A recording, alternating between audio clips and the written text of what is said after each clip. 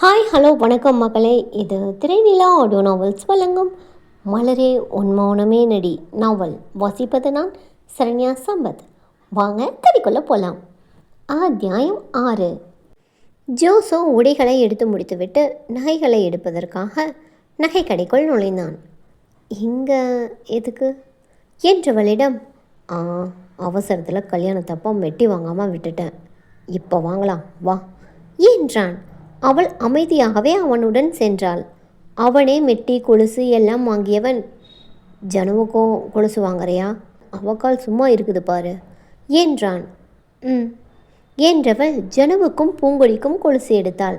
அவள் பாப்பாவுக்காக பார்த்து பார்த்து கொலுசு எடுப்பதற்குள் ஜோஸ் மனைவிக்காக வளையலும் தோடும் எடுத்து விட்டான். எல்லாம் வாங்கி முடித்துவிட்டு வீடு வர இரவு ஆகி இருந்தது. மதிய உணவை மாலிலேயே முடித்திருந்தார்கள். மலருக்கு வாங்கிய புடவைகளில் சிலதை டெய்லர் ஷாப்பில் கொடுத்து இன்னும் 3 நாளில் 3 புடவைக்கும் நேர்த்தியான மாடலில் ப்ளவுஸ் தைத்து தர சொல்லி இருந்தான். அளவு கொடுக்க வரமாட்டேன் என்று அடம் பிடித்தவளை வற்புறுத்தி அழைத்து சென்றான். ஹேய், இங்கேருந்து அமெரிக்கா போய் சேர வரைக்கும் அந்த புது புடவையை தான் நீ போட்டுக்கணும். அங்கே போனதுக்கப்புறம் நான் என்னோடய டிசைனர் மூலமாக உனக்கு விதவிதமான ப்ளவுஸ் தைச்சி தர சொல்கிறேன். மாட்டேன்னு அடம் முடிச்சேன்னு வை, உனக்கு வெஸ்டர்ன் ட்ரெஸ் வாங்கி தரதை தவிர எனக்கு வேறு வழி இல்லை என்று பயமுறுத்திய பிறகுதான் அவள் ப்ளவுஸுக்கு அளவு கொடுக்க சம்மதித்தாள். இரவு இவர்கள் வீடு வரும்போது ரிச்சர்ட் மட்டும் டிஃபன் கொண்டு வந்து இவர்களுக்காக காத்திருந்தான். காரிலிருந்து இறங்கியதும் தூங்கிக் கொண்டிருந்த ஜனுவோடு வீட்டுக்குள் சென்று விட்டாள் மலர். ஜோஸ் ரிச்சர்ட்டிடம் கொஞ்ச நேரம் பேசி கொண்டிருந்து விட்டு உணவை வாங்கி கொண்டு வீட்டிற்குள் வந்தான். மலர் வா, சாப்பிட்டு முக்கியமான பொருளெல்லாம் பேக் பண்ணலாம் என்றான். மலரும் எழுந்து வந்ததும் சாப்பிட்டு விட்டு பீரோவை திறந்து அதிலிருந்து பத்திரம், இந்த மாதிரியான முக்கியமான சர்டிஃபிகேட் இதெல்லாம் ஒரு ட்ராவல் பேக்கில் வைத்து, இதெல்லாம் நாம் கொண்டு போயிடலாம் என்றான். அடுத்த நாள் உடை மற்ற பொருட்களை பேக் பண்ண ஆள் வர சொல்லியிருந்தான். அந்த வார இறுதியில் அமெரிக்கா கொண்டு போகும் பொருளை எல்லாம் பேக் பண்ணி இருந்தார்கள்.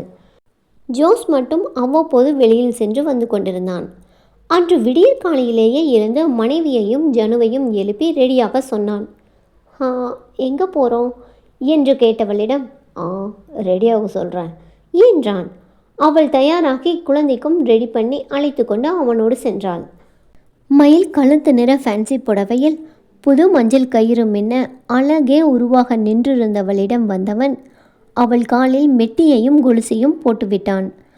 அவள் உடலில் மெல்லிய அதிர்வு தோன்றி மறைந்தது. அவள் விழியில் இருந்து விழுந்த கண்ணீர் அவன் தலையில் இறங்கியது. அண்ணார்ந்து பார்த்தவன் விழியிலும் அவளின் விழி நீர் விழுந்தது. எழுந்து, என்னம்மா இன்னும் இதை ஏற்றுக்க முடியலையா? பரவாயில்ல, எதையும் வற்புறுத்தி வரவழைக்க முடியாதுன்னு எனக்கும் தெரியும். இயல்பாக நடக்கிற வர நான் உனக்காக காத்திருப்பேன்.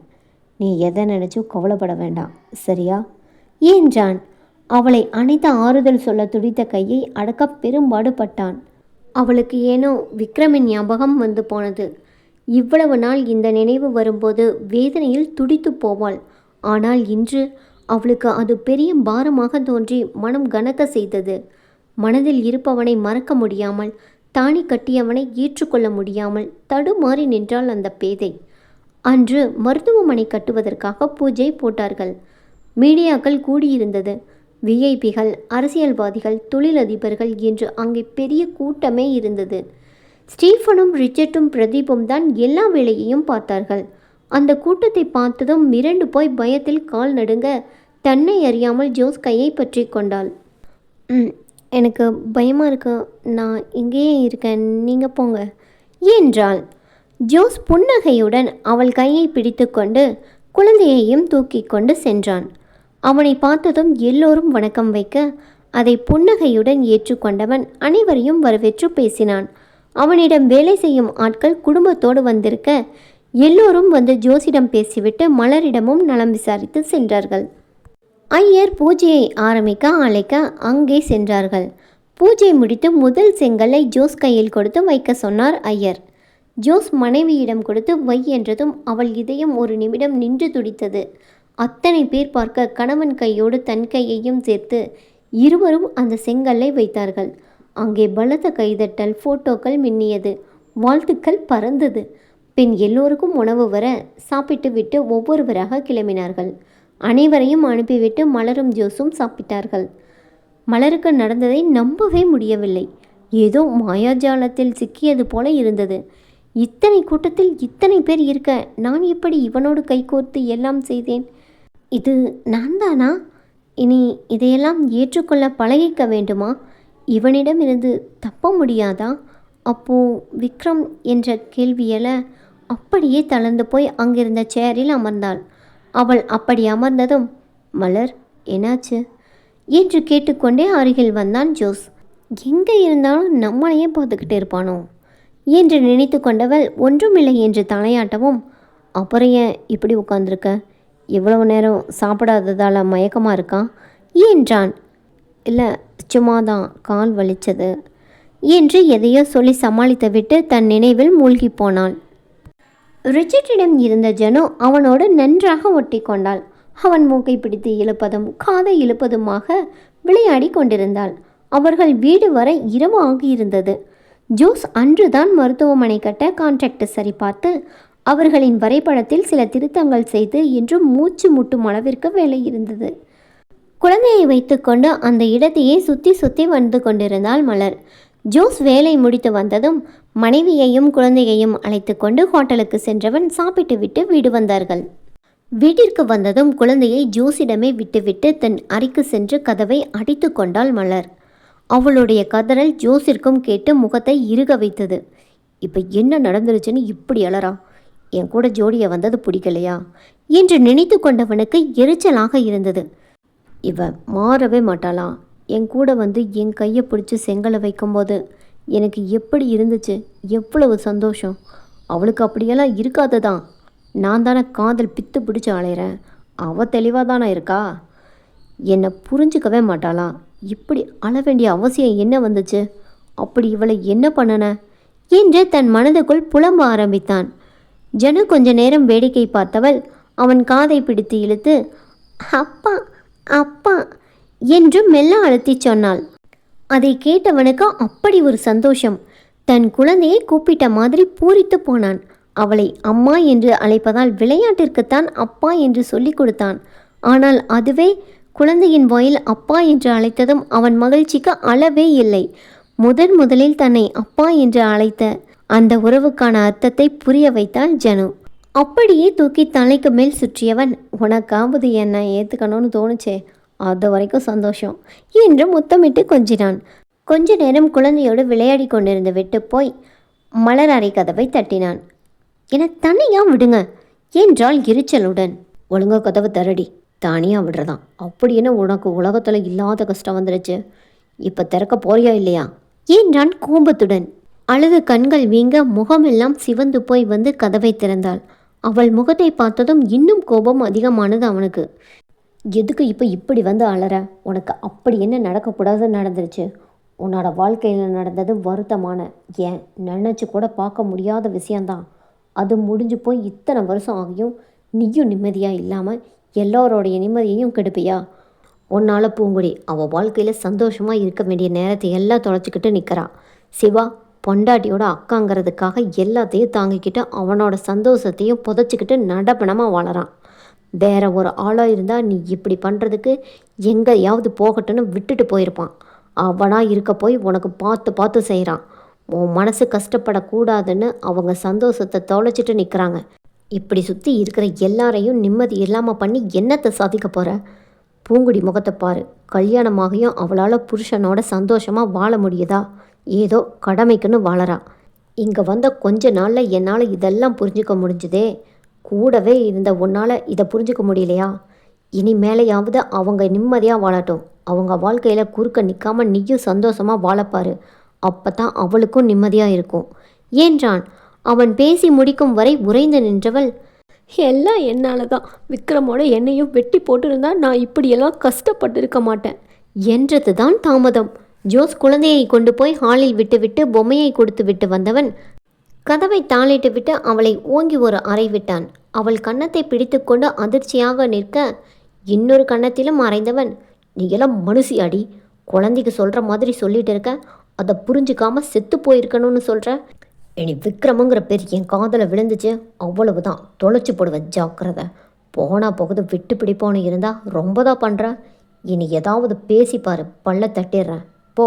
போய் ஜனுவுக்கு பால் ஆத்திட்டு வா என்று சொல்லிவிட்டு கதவை திறந்து கொண்டு வெளியே சென்று குழந்தையின் அருகில் அமர்ந்து கொண்டான். பேய் அறிந்த மாதிரி கன்னத்தை பிடித்து கொண்டு நின்றாள். அவனிடம் இந்த முரட்டுத்தனத்தை எதிர்பார்க்காதவளுக்கு பயமாக இருந்தது. இவன் அடிப்பானா? நிம்மதியாக இருந்தவளை கல்யாணம் பண்ணிட்டு இப்படி பண்ணுறானே, இதை போய் யார்கிட்ட சொல்கிறது? அப்போது என்னால் என் தங்கச்சி நிம்மதியாக இல்லாமையா இருந்தா? நான் தான் எல்லாருக்கும் பாரமாக இருக்கேனா என்று அவளை நினைத்தே அவளுக்கு அழுகையாக வந்தது. என்னடி பண்ணுற? பால் சூடு பண்ணுறியா இல்லை நான் வரட்டுமா என்றதும் கண்ணீரை துடைத்து கொண்டு போய் பால் சூடு பண்ணினாள். பால் சூடு பண்ணி கொண்டு வந்தவள் ஜனுவை தூக்கினாள். அவளை எதுக்கு தூக்குற? என் பொண்ணுக்கு நான் கொடுத்துக்கிறேன், நீ போய் வேறு வேலை இருந்தால் பாரு என்றான். அவனை முறைத்தவள், சூடு பண்ணுறதுக்கு மட்டும் நான் வேணுமா? அதையும் இவரே செஞ்சிருக்க வேண்டியது தானே என்று முணுமுணுத்து விட்டு சென்றவளை மனதிற்குள் சிரித்தபடி ரசித்தான். அவன் சிரிப்பு அவளுக்கு இன்னும் கோபத்தை உண்டாக்கியது. ஆனால் நேரடியாக காட்டவும் பயம். ஆதலால் முறைப்பதுடன் நிறுத்தி கொண்டாள். அவள் முறைக்க பதிலுக்கு அவனும் செல்ல கோபத்தோடு முறைத்து பார்த்தான். அவர்கள் இருவரும் அமெரிக்கா கிளம்பும் வரை ஒருவருக்கொருவர் முறைத்து கொண்டே இருந்தார்கள். இங்கே எல்லா வேலையும் முடித்துவிட்டு அமெரிக்கா கொண்டு போகிறது எல்லாம் எடுத்து வைத்து கொண்டார்கள். அவர்கள் கிளம்பும் நாளும் வந்தது. பிரதீப்பையும் அழைத்து கொண்டு ஏர்போர்ட் சென்றவர்கள் அவனிடம் காரை கொடுத்துவிட்டு, கெஸ்ட் ஹவுஸில் நிறுத்திட்டு நான் சொன்னது எல்லாம் கவனத்தில் இருக்கட்டும், ஷாப்பிங் மாலில் வேலை எல்லாத்தையும் எனக்கு தினசரி மெயில் பண்ணிவிடு என்று சொல்லிவிட்டு கிளம்பினார்கள். ஸ்டீஃபன், ரிச்சர்ட், மலர், ஜனு, ஜோஸ் 5 பேரும் விமான நிலையத்திற்குள் சென்றார்கள். அதுவரை அவனிடம் சண்டை போட்டு கொண்டிருந்தவளுக்கு முதல் முறை விமான நிலையத்திற்குள் வரும்போதே கை கால்கள் எல்லாம் உதறல் எடுக்க ஆரம்பித்தது. மெல்ல அவனின் கையை பிடித்து கொண்டு அவனை ஒட்டி வரவும் அவளை திரும்பி பார்த்தவன், என்னம்மா பயமா இருக்கா என்றான். என்று சொல்லி கண் கலங்கினாள். அவளை அணைவாக பிடித்து கொண்டவன், நான் இருக்கேன், பயப்படாத என்று சொல்லி தன் கை வளைவிற்குள்ளேயே வைத்து கொண்டான். கண்ணும் கையுமாக திரியும் பாதுகாப்பு அதிகாரிகளை கண்டு அவளுக்கு உடலெல்லாம் நடுங்கியது. செக்கிங் முடிப்பதற்குள்ளேயே அவள் கதிகலகி போனாள். வீட்டிற்குள்ளேயே அடைந்து கிடந்தவளை இத்தனை பேர் முன்பு கொண்டு வந்து நிறுத்தியதும் எல்லோரையும் எதிர்கொள்ள முடியாமல் மனதளவிலும் உடலளவிலும் திணறி போனாள். அந்த விமான பயணம் கூட ஜோஸுக்கு நல்ல விதமாகவே முடிந்தது. மலர் அந்த பயணத்தில் விக்ரம் என்று ஒரு ஆள் இருந்ததையே மறந்திருந்தாள். எல்லாத்துக்கும் ஜோஸையே எதிர்பார்த்தாள். பாத்ரூம் போவதிலிருந்து சீட் பெல்ட் போடுவது வரை எல்லாம் அவனே அவளுக்கு சொல்லிக் கொடுத்தான். அவளுக்கும் குழந்தைக்குமான ஒவ்வொரு விஷயங்களையும் பார்த்து பார்த்து செய்தான். விமானம் உயர பறக்கும்போது பயத்தில் அரண்டு அவள் அவனிடம் ஒன்றி போனாள். ஜோஸ் அந்த விமான பயணத்தை ரொம்ப விரும்பினான். குழந்தை அவனோடு இருக்க, மனைவியும் அவனுக்குள்ளேயே புதைந்து போக, இப்படியே இந்த நிமிடம் உறைந்து போகாதா என்று அவன் மனம் வெகுவாக ஏங்கியது. இந்த நினைவுகளை என்றும் அழியாமல் தன் மனப்பெட்டகத்தில் பதிவு பண்ணி கொண்டான். ஸ்டீஃபனுக்கும் ரிச்சர்ட்டுக்கும் தான் என்ன நடக்குதுன்னே ஒன்றும் புரியவில்லை. இவ்வளவு நெருக்கமாக இருக்காங்க, அவங்களுக்குள்ள என்னதான் நடந்திருக்கும் என்ற நினைவு வந்து போய்கொண்டே இருந்தது. ஒரு வழியாக விமானத்தை விட்டு இறங்கி அங்கே முடிக்க வேண்டிய வேலைகளை எல்லாம் முடித்துவிட்டு வீட்டை நோக்கி பயணமானார்கள் ஜோஸும் மலரும் குழந்தையோடு. ஸ்டீஃபனும் ரிச்சர்ட்டும் அவர்கள் மனைவிகளையும் குழந்தைகளையும் பார்க்காமல் 1 மாதம் ஆகிவிட்டது. நாங்கள் வீட்டுக்கு கிளம்புறோம் என்று சொல்லிவிட்டு சென்று விட்டார்கள். தன் கார் டிரைவர் வண்டியோடு காத்திருக்க மனைவி குழந்தைகளோடு பின் ஏறி கொண்டான். சின்னஞ்சிறு அறைக்குள்ளேயே அடைந்து கிடந்த அவள் முன்னால் பிரம்மாண்ட கண்ணாடி மாளிகைகள் பல 100 தெரிந்தன. மலர் வழி எங்கும் வியப்பாக பார்த்து கொண்டு வர, அவளின் விழிகளின் நடனத்தை தன் விழிகளில் ரசனையுடன் நோட்டம் விட்டு கொண்டே குழந்தையிடம் பேசிக்கொண்டு வந்தான். வீட்டின் முன் காரை நிறுத்தியதும் குழந்தையை கையில் தூக்கி கொண்டு, வா மலர் என்று அவளோடு உள்ளே சென்றான். அவர்களுக்கு அவை காத்திருந்தது போல பாய்ந்து வந்து குழந்தையை பற்றியவளுக்கு அப்பொழுதுதான் தன் அக்காவின் கழுத்தில் தாலி இருப்பதை பார்த்து அதிர்ந்து போனாள் பூங்கொடி. சிவாவுக்கும் அதற்கு மேல் அதிர்ச்சியாகி போனது. குழந்தையை அப்படியே விட்டுவிட்டு ஒரு பெரிய கேவலுடன், அக்கா, உன்னை நான் இப்படி பார்க்கணுன்னு எவ்வளவு நாளாக ஆசைப்பட்டேன் தெரியுமா? நான் கும்பிட்டு தெய்வம் என்னை கைவிடலை என்று அணைத்து கொண்டு கதறி தீர்த்தாள். சிவா சார் என்று அழைக்கவும், அப்புறமா பேசலாம் என்றான் மெதுவாக, அவனுக்கு மட்டும் கேட்கும் விதமாக. சிவாவுக்கும் சந்தோஷமாக இருந்தது. அக்கா வாழ்க்கையில் இப்படி ஒரு சந்தோஷம் வருமா என்று ஏங்கிக் கொண்டிருந்தவனாயிற்றே. மலருக்கு அப்போதுதான் புரிந்தது. அவர் சொன்ன மாதிரி என்னால் ரொம்பவே பாதிக்கப்பட்டிருக்காங்க ரெண்டு பேரும். இவங்களோட சந்தோஷத்தையெல்லாம் நான் பறிச்சுக்கிட்டா இவ்வளவு நாள் வந்திருக்கேன் என்ற உண்மை அவளை வெதுவாக பாதித்தது. இனி என்ன ஆனாலும் இவங்க ரெண்டு பேர் வாழ்க்கையிலையும் நான் குறுக்க நிற்கக்கூடாது. இனியாவது சந்தோஷமாக வாழட்டும் என்று மனதில் நினைத்து கொண்டிருக்கும் போதே, அக்கா, அத்தா யாரு, எங்கே, அவர் வரலையா என்றாள். மலர் பயமும் தயக்கமும் ஒரு சேர ஜோஸை கை காட்ட, சிவா பூங்கொடி இரண்டு பேருக்குமே வியப்பு கலந்த அதிர்ச்சி. சார், நீங்களா என்று அவன் கேட்கும் போதே அந்த குரலில் ஒரு பிரமிப்பு தெரிந்தது. பூங்குடிக்கும் மனதிற்குள் உணர்ச்சி பிரளயமே நடந்து கொண்டிருக்க, நீங்கள் தான் அத்தானா? என் கல்யாணத்துக்கு முன்பே இதெல்லாம் நடந்திருந்தா நானும் அத்தானை கொஞ்சம் சைட் அடிச்சிருப்பேனே. அவரும் மச்சி நிச்சின்னு நான் கேட்டதை எல்லாம் வாங்கி கொடுத்துருப்பாரே. அந்த வாய்ப்பை எனக்கு கொடுக்கவே இல்லை போக்கா என்ற பூங்குடியின் பேச்சை கேட்ட மலர் அவளை அதிசயமாக பார்த்தாள். சிவா, ஹேய், நீ இப்படியெல்லாம் கூட பேசுவியா என்றான் வியப்போடு. ஏன் பேச மாட்டேன்னு நினச்சிங்களா? அந்த வாய்ப்பை தான் என் அக்கா தரவே இல்லையே. என் அக்கா எனக்கு திரும்ப கிடைச்சிட்டா, அதுவும் ஒரு அத்தானோட கிடைச்சிருக்கிறது எவ்வளவு சந்தோஷமாக இருக்குது தெரியுமா என்றாள் மகிழ்ச்சியுடன். அதனால் என்ன மச்சினுச்சு, இப்போ கேளு, உனக்கு என்ன வேணுமோ வாங்கித்தரேன். சிவா ஒத்துக்கிட்டா தாராளமாக என்னை சைட் அடிச்சுக்கலாம். என் மச்சினிச்சிக்கு மட்டும் இந்த உரிமையை வழங்குறேன் என்றான் சிரிப்புடன். அப்படியா தான், உங்ககிட்ட என்ன கேட்குறது என்று யோசித்தவள், இருக்கிறதுலையே பெருசாக கேட்கணுமே, வீடு வாங்கி கொடுங்க அத்தான் என்றாள் அவளும் கேலியாக. ஏன் மச்சினிச்சிக்கு இல்லாததா என்றான். பூங்கொடியை அவ்வளவு பிடித்திருந்தது அவனுக்கு. வந்ததும் அக்கா கழுத்தில் தாலியை பார்த்துவிட்டு தன் குழந்தையை கூட பெரிதாக எடுத்துக்கொள்ளாமல் அவளை போய் கட்டிக்கொண்ட அந்த பாசம் எத்தனை கோடி கொடுத்தாலும் கிடைக்காது என்று நினைத்தான். மலருக்கு மட்டும்தான் அந்த சூழ்நிலை தர்ம சங்கடத்தை கொடுத்தது. ஒரு வாரம் கூட பழக்கம் இல்லாத ஆணோடு திருமணம் வரை போய்விட்டாளே, இவ்வளவுதான் இவளின் வைராக்கியமா என்று என்னை பற்றி தவறாக நினைத்து கொள்வார்களோ என்று நினைத்து கொண்டாள். மனதுக்குள் அப்படி ஒரு கவலை இருந்தும் ஜோஸும் பூங்கொடியும் பேசிக்கொள்வதை ஆசையுடன் பார்த்து கொண்டிருந்தாள். இவளுக்கு இப்படியெல்லாம் ஆசை இருந்திருக்கு என்பதையே இப்பொழுதுதான் அறிந்து கொண்டாள். பூங்கொடி ஜோஸிடம் இருந்து குழந்தையை வாங்கி சிவாவிடம் கொடுத்துவிட்டு, அத்தா, அக்கா கையை பிடிச்சுக்கிட்டு வெளியில் போய் நில்லுங்க, இதோ வரேன் என்று சொல்லிவிட்டு வேக வேகமாக சமையலறைக்கு சென்றாள். எதுக்கு போக சொல்கிறான் என்ற யோசனையுடன் மனைவியை பார்க்க, அவள் எனக்கு எதுவும் தெரியாது என்பது போல் பார்த்துவிட்டு வெளியில் சென்றாள். மனைவி பின்னே அவனும் சென்றான். பூங்கொடி கையில் ஆரத்தி தட்டுடன் வந்தவள் இருவரையும் ஒன்றாக நிற்க சொல்லி ஆரத்தி சுற்றி பொட்டு வைத்துவிட்டு, அத்தா, பணம் போடுங்க என்றாள். எதுக்கு என்றான்.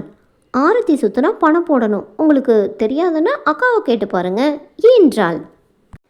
அது எதுக்கு கேட்டுக்கிட்டு, மச்சி நெச்சி பேச்சுக்கு மறு பேச்சே கிடையாது, இதோ வரேன் என்று உள்ளே சென்றவன் ஒரு கட்டு டாலரை எடுத்து வந்து அவளிடம் கொடுத்தான். சிவா, பூங்கொடி, மலர் மூன்று பேருமே விழிகள் தெரித்து போய் விடும் அளவிற்கு கண்ணை விரித்து பார்த்து கொண்டிருந்தார்கள். அத்தா, இவ்வளவு எல்லாம் எனக்கு வேண்டாம், ஒரு நோட்டு மட்டும் எடுத்துக்கிறேன் என்று பதறி அவளின் கையை பிடித்து திணித்தவன், எந்த பதட்டமும் வேண்டாம், உன் அக்கா கொடுத்தா வாங்கிக்க மாட்டேயா, அவள் வேற நான் வேறையா என்றவன் மனைவியை அழுத்தமாக பார்த்தான். அவர்தான் சொல்கிறாரே, வாங்கிக்கோ பூங்கொடி என்றாள் மலர். அக்கா, அது என்று அவள் தயக்கம் காட்ட மலரே வாங்கி பூங்கொடி கையில் கொடுத்தாள். வேறு வழி இல்லாமல் வாங்கி கொண்டவள் அவர்கள் இருவரையும் உள்ளே அனுப்பினாள். அவர்கள் உள்ளே வந்ததும் அதுவரை ஓரமாக நின்று அந்த வீட்டை கவனித்து கொள்ளும் நடுத்தர வயது பெண் எமிலி வந்து இருவருக்கும் வாழ்த்து சொன்னாள். வீட்டில் இருக்கும் மற்ற வேலைக்காரர்கள் வந்து பார்த்துவிட்டு சென்றார்கள். ஜனு, அம்மா என்று மலரிடம் தாவ அவளை வாங்கி கொண்டவள், என்னடா செல்லும் என்று குழந்தையிடம் கொஞ்ச, அம்மா பால் என்று தெளிவாக கேட்டது. உள்ளே வந்த பூங்கொடி, அக்கா, நான் ஜனுவுக்கு பால் கொடுக்குறேன், நீயும் அத்தானும் களைச்சு போய் வந்திருப்பீங்க, போய் ரெஸ்ட் எடுங்க என்று குழந்தையை வாங்கி கொண்டாள். ஜோஸ் தன் அறைக்கு மனைவியை அழைத்து சென்றான். அவன் அறையை பார்த்தவளுக்கு மயக்கம் வராத குறைதான், அவ்வளவு அழகுபடுத்தி வைத்திருந்தான். படுக்கை அறை மட்டுமே சொகுசு கப்பல் போல பிரம்மாண்டமாக இருந்தது. அதுவும் அந்த அறையில் இருந்த வேலைப்பாடு மிகுந்த கட்டிலையும் அமர்ந்ததும் உள்ளே இழுத்து கொள்ளும் மெத்தையையும் பார்த்தவள், இவ்வளவு சொகுசாக அனுபவிச்சுட்டு எப்படி நம்ம ரூமில் தரையில் படுத்து அவனால் தூங்க முடிஞ்சது என்று நினைத்தவளுக்கு வருத்தமாக இருந்தது. மலர், நீ போய் குளிச்சுட்டு வா என்று அவளிடம் சொல்லியவன் அவள் பேக் அந்த அறையின் ஓரத்தில் இருப்பதை காட்டினான். போய் அதில் ஒரு புடவையை எடுத்துக்கொண்டு குளிக்க சென்றாள். அவள் குளித்துவிட்டு வந்ததும் அவன் குளிக்க சென்றான். மலர் தலையை துவட்டி வெளியில் நின்று அதை காய வைத்து கொண்டிருக்கும் போது குளித்து முடித்து விட்டு வந்த ஜோஸ் அவள் முடியை பார்த்துவிட்டு அவள் அருகில் போய் தொட்டு பார்த்தான். நீ ஜடைய பின்னி இருக்கும்போது கொஞ்சம் குறைவாக தெரிஞ்சுது, இப்போ பார்க்கும்போது இவ்வளவு நீளமாக இருக்கே, உனக்கு இதை தூக்கிக்கிட்டு சுற்றும்போது தலை வலிக்காதா என்றான். உங்களுக்கு தான் தலையில் முடி இருக்கு, வலிக்குதா என்ன என்றால் எதிர்கேள்வியாக. எனக்கு சின்னதாக தான் இருக்குது, கொஞ்சம் வளர்ந்தாலும் எப்படா முடிய வெட்டுமோன்னு தான் நினைப்பேன். ஆனால் நீங்கள் எல்லாம் எப்படி தான் இவ்வளவு நீளமாக வளர்த்துறீங்களோ, நீங்கள் சாப்பிட்ற சாப்பாடு முழுக்க இந்த முடிக்கே போயிடும் போல, அதான் நீ இவ்வளவு ஒல்லியாக இருக்கியா என்று கேட்டவனின் பார்வை அவளின் மேனியை தழுவியது. அவன் பார்வை அவளுக்கு கூச்சத்தையும் சங்கடத்தையும் கொடுக்க, எனக்கு தூக்கமாக வருது என்று அவனிடம் தப்பித்து போய் கட்டிலின் ஓரத்தில் படுத்துக்கொண்டாள். தப்பித்து ஓடும் அவளை பார்த்து சிரித்து கொண்டான் ஜோஸ்.